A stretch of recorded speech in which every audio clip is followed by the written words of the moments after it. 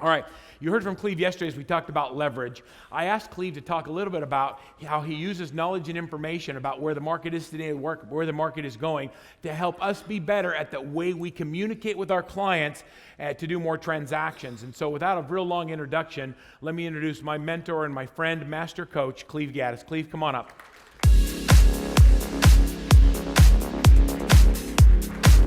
I didn't know I was your mentor. By the way, I went out and bought some shoes like that, man, but I just haven't been able to figure out how to pull it off with a shoe. You look good, man. Keep it up. Thanks. I want to be comfortable. Anything to make my daughters think I'm cool. Right. I'll do it. How was everybody today? Did you enjoy the session so far this morning? This side over here seems to be depressed. How are you guys today? Oh, that's better. That's better. I thought they might be asleep.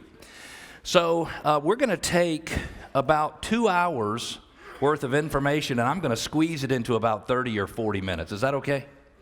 If you have questions, I'm going to be around here the rest of the afternoon. Feel free to come up and we'll chat about some of the numbers. There is something wrong with me because I'm not a high C, but I love the numbers. And I think the reason I love the numbers, and there's a slide missing here, this next slide was supposed to be a picture of a gentleman. Let's just see if it's the next one. Nope. Picture of a gentleman named Drew Curtin. Drew is one of my agents. He'll be 32 years old very soon. He's a SI.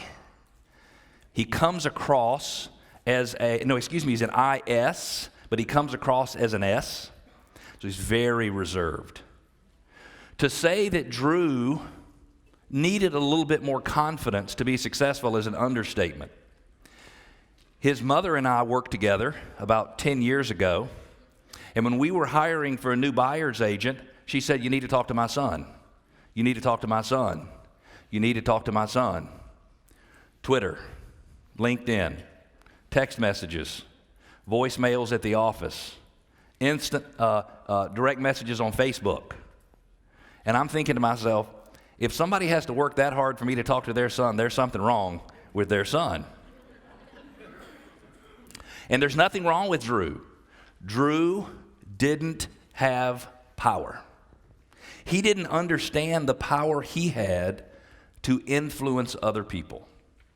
And Drew did not have tools to do it. Now Drew is learning that it's his knowledge, his understanding of the market, his understanding of what is probably and possibly going to happen in the market, his understanding of this is what happened last time this situation presented itself, so the odds are this is what will happen the next time this situation presents itself. So Drew, and it's fascinating, and I think all of the ladies on my team who are here, you would agree with that, right? It's amazing to watch him understand the power he has to influence people positively when he can give them information that helps them make better decisions. So that's the purpose. But I don't want to talk about real estate sales data and projections alone. I want to talk quickly as we go through each one of the slides how you might use this information to influence someone to make better decisions, because that's what they're looking for, and they're looking for that from you. You need to help them. You need to guide them. You need to give them the best advice you possibly can. So let's take a quick look at the average median U.S. home sales price. Remember, there's a difference between the median sales price and the mean or the average, the medium. Take the most expensive to the cheapest, pick the one in the middle. That's the median. So when you see all this real estate data and it's all confusing, and one says the average is 300 and the other one says the median is 246, it's because those are two different numbers. The median is almost always the best way to get an accurate picture of what's going on. It reflects more of reality, meaning the average sales price of a house in the U.S., they feel like it's closer to 246 than it is to over 300, which it would be for a new home, for example. But notice we've got our run-up in prices to 2006. I'll get the hang of this in a minute there. Got the run-up in prices to 2006-7, 217-600. Notice we're at 246-300. Significantly above the median sales price before the recession. So the average U.S. homeowner feels like they're in a lot better shape now than they were in 2007. But notice something right here. Notice that line is starting to curve. It's just starting to bend and flatten out. That's significant. It does not mean it's going down, but it means from a timing standpoint, if you were a seller, you didn't want to sell your house before you got all the equity gain you could get in an explosive market from a price increase standpoint, it could mean that the time for you to sell is on its way. Very important. Now, these national numbers don't always mean anything. And by the way, we'll make this entire slide presentation available, and you can all have every slide. Just because something's happening a certain way nationally does not mean that's the way it's happening in your market. But all of this data can be gotten for your market as well. If you want to have a discussion on how to do that, feel free to reach out to me, and I'll be happy to help. So let's take a look now. This is the median home price appreciation back since 2012. 3%, 11%, 7, 7, 5, 6, 4.1. So it's another way to show that the expected appreciation in the future is less than it has been since 2012, 2013. It's going to slow down. What is historic home price appreciation in the United States? 3. So 4.1 is still 1.1% ahead of the average. The average is 3, and we're going to slow down from 6.8% this year to 4.1. Let's take a look at housing forecast. This is from NAR. You guys have all heard of NAR, the National Association? Yeah. They're saying new home sales are going to be 700,000. Existing home sales, 5.7 million, a little ahead of last year. Median home price growth, 5%. I'm saying 4.1%. The numbers you saw in the last slide were from me. And they're saying the 30-year mortgage rate at the end of the year is going to be 4.5%. We'll use all that data as we move forward in the presentation. Another way to look at data, and you guys are thinking, holy crap, what is this? This is the Shiller Home Price Index in select cities, ones that I selected in the United States. This is very good information. At the end, by the way, I'll give you some resources where you can go, but it's very easy to find this. You can just type in Shiller Home Price Index. It does it on 20 to 30 major metropolitan areas in the United States, and it's a very interesting chart. I'm going to focus on Atlanta for just a second. Atlanta's right here in the black line. And what the Shiller Home Price Index does is it says the average price of a home in January of 2000 is 100. It takes the price of all homes in the United States and says they're all 100 as of January the 1st, 2000. And then it tracks their increases and decreases so you can compare apples to apples in what happens in one market compared to another. Make sense? So you can see that prices had appreciated 4% by August of 2000 compared to January. They had increased 36% through 2007, dropped to a decrease of about 40, almost 50% in 2011, and then now has increased to where they're 39% higher than they were in January of 2000. Now, I'm only pointing this out to you, and all the C's in the audience are going, oh my, this is awesome, and all you D's are like, come on, tell me what to do with this stuff. I'm bored already. I promise you, if you understand pricing patterns, you will not have to guess at an appropriate list price. If you understand that the average home in Metro Atlanta is 39%, worth 39% more today than it was in January of 2000, and if you could just figure out what it was in January of 2000, because somebody might have bought one in January of 2000, it gives you another way to run numbers for them to help them understand pricing. I'm not saying it's right. What I'm saying is it's a way to get to it. Let's take a look right here. This little purple up here, purple, Miami, Florida. Appreciated from 180% in 6 years. It dropped 16,000% in the next couple of years. And notice they're still struggling to get the values back to where they were. So some cities are there, some cities are not. Shiller Home Price Index, a very good resource for understanding what's going on with prices. Percentage of distressed properties. How many of you have buyers show up and say, hey, I want 4 bedrooms, 12 or 13 bathrooms, 4-car garage. I want to spend $162,000. Close. And I'm thinking with all the foreclosures and short sales out there, because, they have newspapers at home back from 2009. They're still saved sitting right there on the counter, so we know that. I think I'll get one of those foreclosures. Will you help me? Well, the issue is that nationally, only 4% of the closings out there are any type of distressed sale. What is a distressed sale? It's where the seller does not want to own that home. And they're typically like a corporate owner or an individual who is put in some level of distress. Only 4%. If you don't know what this number is in your local market, you should. What is it in the zip code? What is it in the city? What is it in the area where your buyer might be looking to buy? 4% nationally, probably less than that. In our market area, it's probably 0.75%, maybe 0.5% in our area. And by the way, it's okay if a buyer wants to look for a distressed property when there's 0.5% of distressed properties. They need to understand there's only 1 in 20 sales that are distressed sales. So the odds of you finding one might be slim. Let's take a look here. Another interesting chart. This is the price to rent ratio, Shiller Home Price Index. Just pretend for a minute that there's not even any numbers on here. They don't represent any rent or sales prices. If we look right here in 1998, they're saying that's a market that's in balance, where the price of the home and the price of the rent makes sense.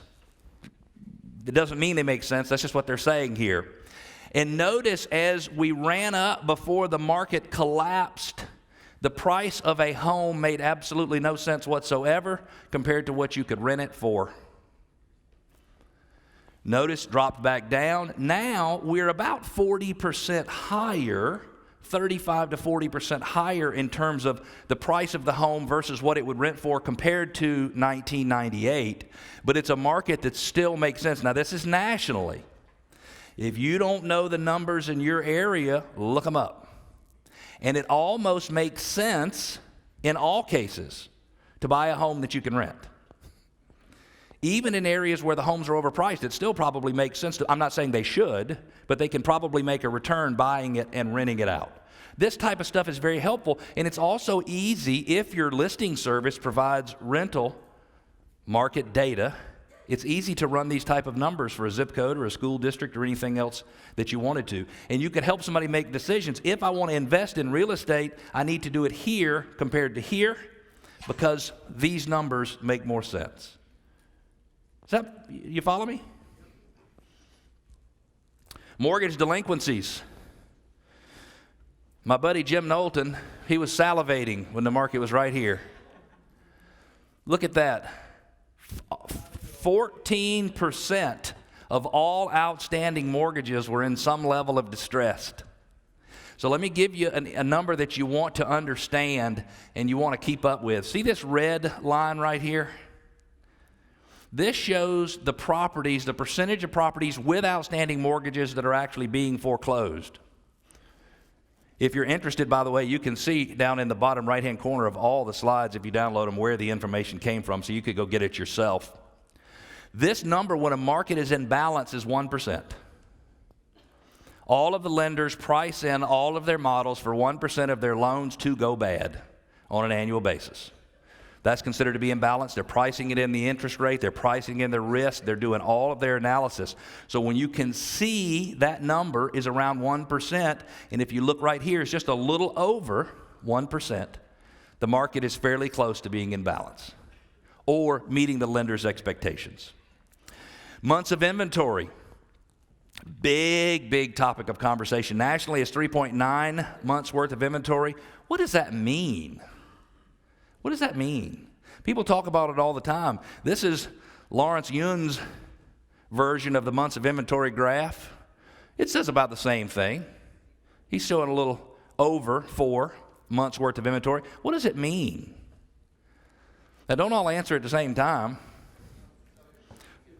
6 months to sell your existing inventory when there's 3.9 months worth of inventory? So how many months would it take to sell everything that's listed provided no new inventory came on the market? Right now it takes 3.9 months. Now, everybody will tell you, and you just said, what's your name, sir? David, you just said 6 months worth of inventory. When we hear about inventory and the types of market, economists say that 6 months worth of inventory is a market that is balanced. They say it's balanced. They've never sold a house. You put a house on the market and tell a seller, hey, don't worry about it. Give me about 6 months. I'm going to take care of you. You see how they start to react after 2 months, 3 months, 4 months on the market. It is not in a very balanced fashion. So these are Cleve's definitions of the type of inventory markets that we have. A seller's market would be under 4 months worth of inventory. So right now, nationally, we're still in a seller's market. In all price ranges in your market area, you are not in a seller's market. There are some that are balanced market, and there are some that are buyers. There are buyers markets, and my suggestion is you ought to know the difference when you go on the listing appointment. We say balanced markets are 4 to 5 months worth of inventory, and buyers markets are over 5 months worth of inventory, and those make sense. And I'm just talking about from the emotional situation of the seller and the buyer. When there's 6 months worth of inventory on the market, the buyer's going to feel like they've got a competitive advantages, and I'm pretty sure that I agree. Here's what I think is going to happen in 2018. I think you're going to see more inventory come on the market. Why am I telling you this? Because you need to tell your sellers this. If I were a seller, I wouldn't wait until May to see how many other people list their home. I'd list my home in late February or March. Try to get ahead of the situation, or January. Sarah Gouldy's pointing to her watch. Or today, maybe. I wouldn't wait, because there could be a lot of people out there who are waiting for the right time to list their home. And they might decide all at the same time that it's the right time. And as soon as that happens, it's the wrong time. Because if you give buyers more choices, the sellers are not in control. It's that simple, and it's always that way. If buyers have more choices, sellers are not in control. I think inventory will start to rise. Supply is going to catch up with demand. Builders are going to start to focus on entry-level homes. Watch their advertising. Big builders who used to want to build $800, $1 million homes, boom, they're selling the developments, moving somewhere else. Letting some other builder take it. The big boys, they want that lower market stuff. Now, in some areas, there is no such thing as lower market. The lower market in Atlanta is Chattanooga. Just drive to Chattanooga and you get you a lower market. You have to get way away from the city in order to get affordable property. But builders are starting to advertise those $200,000, $250,000 new home units, which we haven't seen in forever. And they have to get far enough away from the employment corridors and the income growth areas so that they can buy the property cheaply enough to build. And again, we talked about that before, sellers trying to time the market. This is Keeping Current Matters. How many of you have a subscription to Keeping Current Matters? You ought to look at it every single month, read every single slide, and figure out how to use it. It's a great resource. Historically, it costs 25.8% of someone's income to rent a home. Today, it costs 29.1%. That's no bueno. Historically, it would cost you 21% of your income to purchase a home. Today, 15.8%. In Metro Atlanta, you can buy almost any home on the market for about 70% of the same house being rented. So if you can't figure out whether or not it makes sense to be a real estate investor or whether or not it makes sense to actually buy the home, it's just because you're not explaining these things. Now, I'm not saying it's always true, but I'm telling you, the more you know about your market, the better you will be able to educate people. I see people in the audience looking at me like this. Not in my market. I'm telling you, in your market too. Take it as a challenge. in your market too. There are places that it absolutely flat out makes sense to buy a home. It wouldn't make any sense to rent unless you couldn't afford to buy or you couldn't qualify to buy. And certainly that is the case sometimes. Boomerang Buyers, I'm going to give credit to Mr. Mike Koch. Where are you, Mike?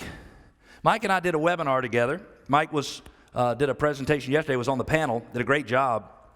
We talked about Boomerang Buyers. Anybody know what a Boomerang Buyer is? Not you, Bob. You sit too close up front and you answer all the questions. Got to be somebody else. Sorry. I was asking over your head. Yeah.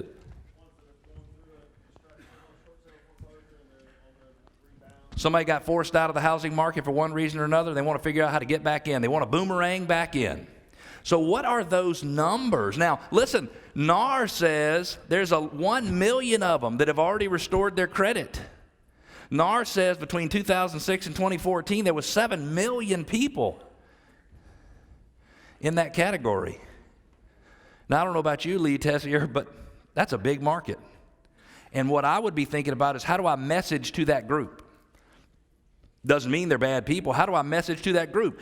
Do most people in that group think they can go out and buy a house quickly? Can they? They absolutely can. So the group that we think is coming back in the market this year, we think is 400,000 closings.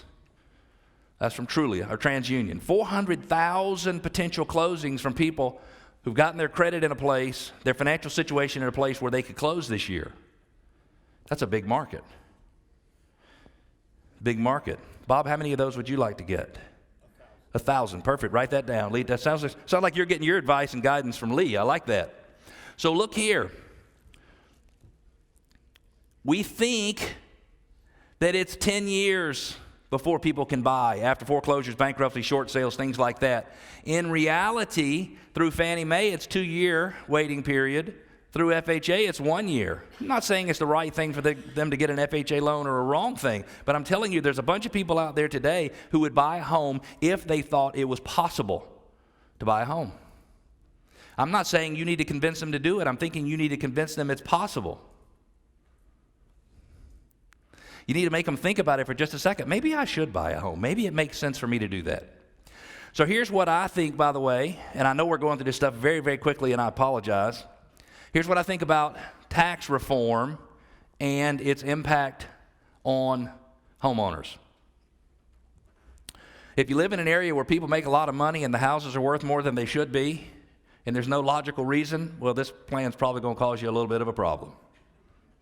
From Atlanta, Georgia, where our average sales price is $272,000, it's not going to cause much of a problem for us because we don't have many people who pay more than $10,000 in state and local taxes, property taxes, income tax, anything that we pay on a state or local level. So you have a cap at $10,000 now, and that is going to cause a little bit of a problem. Is it going to cause your market to collapse? Probably not. But you need to understand how it works because people are going to ask you questions and they're going to expect you to know the answers. Now, we talked a lot, it was a ton of discussion about reducing the size of the mortgage or the purchase price of the home that would allow your mortgage to be deductible. Currently today, 3 weeks ago, it was $1 million. If you bought a house, outstanding mortgage balance was over $1 million, it wasn't deductible in the first place. If it was under $1 million, it was deductible. They talked about reducing that to $500,000. They actually settled on $750,000. So provided the mortgage is $750,000 or less, interest is deductible. Still, okay? They talked about taking away or increasing the number of years you had to own a home in order for you to be exempt on any capital gains taxes that might be due. They were talking about going to 5 of 8 years instead of 2 of 5. The 2 of 5 requirement stayed in place. If it's your principal residence, if you stay in place 2 of 5 years, you will have no capital gains taxes, or you should have no capital gains taxes due on the sale. And you still have people that say, well, how quickly do I have to invest the gains? Because that's the way it used to be. You used to have to take all your gains and invest it in another house and have a larger purchase price and a mortgage balance. That's not the way it works today. So you think people know this stuff, but they don't. So take advantage of that and educate them. Deductibility on home equity loans. If you borrow money today and you don't use it to improve your home, you're not going to be able to deduct it. If you borrow it, you pay for your kids to go to college. You borrow it and you buy a car. You borrow it for something, it's not deductible. Now, that's something you haven't heard in much of the discussion, but that's the way it is. If you want to be able to deduct it up to $100,000, you got to use it to improve your home. They say that doubling the standard deduction is going to be a big deal. It goes from $12,000 for a married couple to over $24,000. That's a big, big deal. Zillow says 44% of the taxpayers under the current system benefit by itemizing and claiming mortgage deductions. Because if you don't itemize, you don't claim mortgage interest deduction anyway. You get the standard deduction and just move on, if that makes sense to you. They're saying only 14% of taxpayers under the new system would benefit by itemizing. That's not bad. What they're saying is not bad. They're saying that the majority of taxpayers will be better off just taking the standard deduction than itemizing. Certainly, and this is just Cleve's opinion here, location is important. In some areas of the country, that $10,000 state and local tax cap is it's a non-event. In other areas, it is a fairly significant event that we need to worry about. This is a chart from NAR. I want you to just focus on these orange, brownish, if you will, colors. And notice that taxable income, same standard deduction, this is the percentage of your income for the average American that is taxable. With the new program, this is going to be the percentage of the income that is taxable. And I'm just trying to give you an easy way to read the chart. What they're saying is that less income should be subject to taxation with the new plan than the old plan. I don't know if it's true. I hadn't paid taxes in 2018 yet. But that's what they're saying. And a lot of people are really complaining about the tax plan, or they really love the tax plan. And most people, they don't really know anything anyway. So the more you can educate them, I think, the better. Mortgage origination and servicing, you're going to see some changes there. They're going to try to get everybody on the same page in what you deal with distressed loans. Right now, they get instructions from the servicer, instructions from the investor. They're all different. They're going to try to work on that. That should help. I always liked it when we were doing short sales, we had one set of rules. Now, everybody can make their own rules, and they don't like that. They're going to also try to simplify origination regulations. They say the cost of originating a loan today is twice what it was 4 years ago. Twice. So you're going to see some real pushes by the big loan originators to reduce those costs. Smart data. It's not always so smart. Home valuations. Everybody's going to try to do home valuations. In some areas, they're fairly accurate. In most areas, they are not. It's not something we necessarily need to worry about because they're just not so accurate. Predictive analytics. They're getting better and better about analyzing what happens in the market, about helping us predict who might be good home sellers and home buyers, but it is not perfect, and somebody must follow up. So if one team in Metro Atlanta has the best predictive analytics in the world, and another team in Atlanta has the best salespeople in the world, I'm betting all my money on the company with the best salespeople, not the ones who think they have the inside secrets, because the inside secrets don't help you unless you do something with them. Right? And then consumer insight. This stuff is awesome, especially when it comes to Facebook. And watch, Facebook is going to be the next biggest player in the rental home market. It's part of their strategy. They're going to try to be the national MLS for rental homes. I, for one, would love to have Zillow have some competition. So I say rock and roll, Facebook. I'll give you a listing feed straight from my website if you want one. I think it's good for them to have some good competition. You need to figure out how to incorporate consumer insight in your business. Can you give your database to a company that can mine it and keep up with people's activities and say, look, here's the 10 people that are doing something or have posted something that means there might be a buy or a sale in their future. And then maybe it helps us decide who to follow up with first. Economic forecast. I want to point out one specific number, and it's that one right there. Inflation, they're projecting it'll be 2.5%. The Federal Reserve will not influence mortgage rates. Inflation will. Every single time inflation will. So for the last 3 or 4 years, people say, hey, just so you know, they're 3.9 today and they're going to be 4.6 next year. And then the next year they say, just so you know, today they're 3.75 and they're going to be 4.6 next year. This could be the year. Because if we start to experience inflation, mortgage rates will go up, and it's not possible for them to stay down. It's just economically, it's not possible for them to stay down. So that's what I think is important. 2.7% job growth, that's huge. 2.4 million new jobs. Income for this year has finally started to increase relative to the cost of a home. It stayed flat for almost 30 years. 30, not 5 or 10 or 8, 30. So as incomes start to catch up, it'll give people some more buying power, which will be ultimately good for us. This is just a chart of how many jobs are added, new jobs added each month in the United States. And notice what has happened. Here's the recession. Notice what's happened since then. That is moving in the right direction. 8 million lost and 16 million gained since 2008. We want people to have jobs. We want people to have stable jobs and good incomes that are moving in the right direction, or at least I think we do, because it makes our market better. Don't get confused by all these next two charts. Here's what I'm trying to show you. The demand for housing is created through the formation of new households. This is a chart that shows the formation of new households on a quarterly basis, and notice how few households were formed, and that line right there is 1 million new households, which is annually how many new households have been formed in the U.S. for a long, long time. And notice what started to happen over the last few years. The number of household formations is starting to increase. If you have more people who need a home to live in, it only helps the demand for housing. Period. Now, the next slide shows where the demand was going. And it was going in the rental market. These are renters down here. The demand for houses that were being owned was negative. But look, not anymore.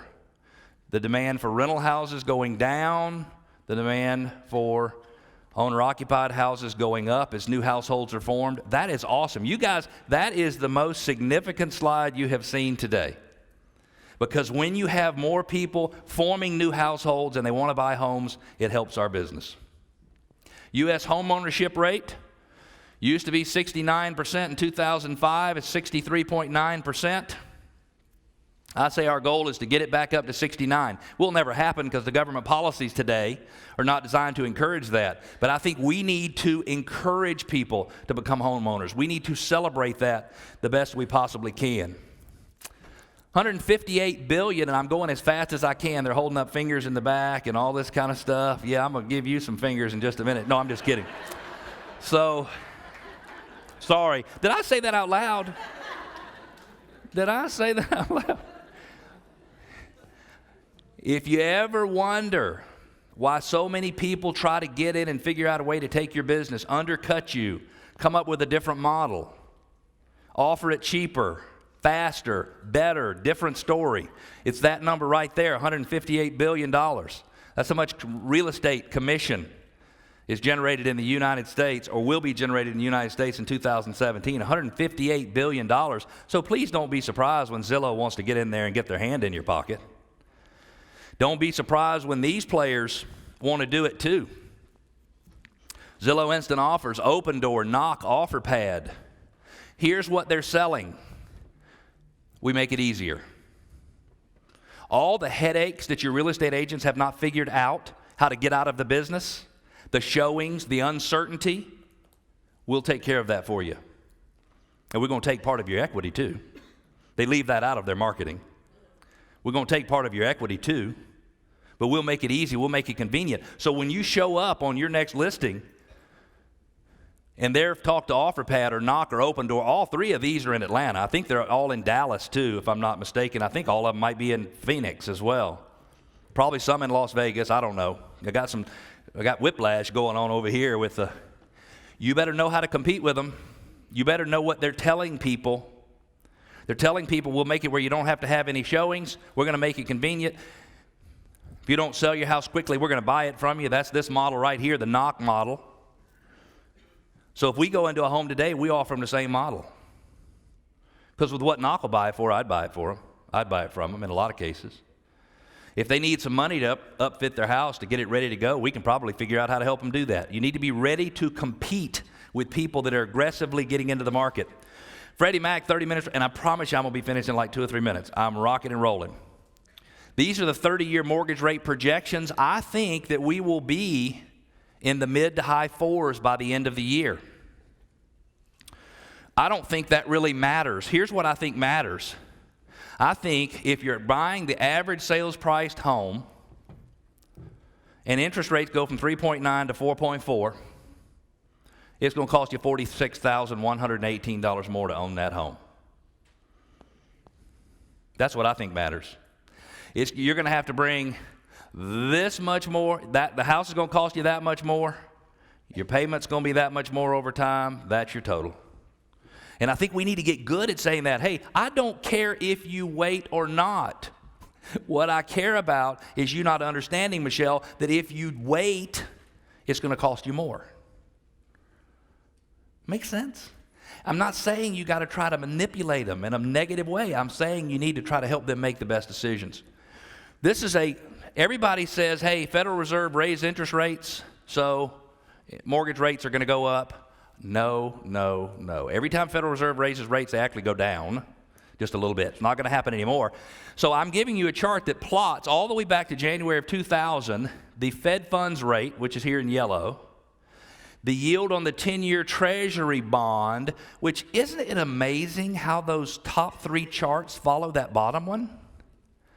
I'll be dang. So it could be that it's the yield on the 10-year Treasury bond that determines mortgage rates for the 15 and the 30-year mortgage. And it could be that if you knew what was happening with the yield on a 10-year Treasury bond today, you could project what was going to happen with mortgages tomorrow. Holy mackerel. Sounds exciting. If you want to know what the spread is, the 30-year mortgage, historically, 1.76 spread versus 1.17 for the 15. Today, the current spread on the yield of the 10-year Treasury bond is 1.7% and 9.94%. You could use that to project what's going to happen with mortgage rates. I'm sorry that I had to go over this so fast. Hopefully you got some good information. These are resources, and if you want to become a market expert, these are resources that you should read every time they publish something. RIS Media, Inman News. You can't take everything hook, line, and sinker. Some of it is to sell subscriptions. Some of it is to sell people coming back and coming to their events. They can be sensational. DS News, I never miss reading an article that comes out from DS News. Very short, easy to understand. People who are high Ds, who don't have a lot of time or ability to understand, you can get it and move on. I love them. Real Trends. Everything Steve Murray publishes from Real Trends, I read it. Don't always agree with it, don't always believe it, but I read it. He really understands Keeping Current Matters. I do that every time they come out each month. And then the National Association of Realtors has tons of reports and studies and presentations that you can get, and you can get them all for free. Thank you very, very much, and I hope you got some good information out of this session. Thanks, Cleve. That was awesome.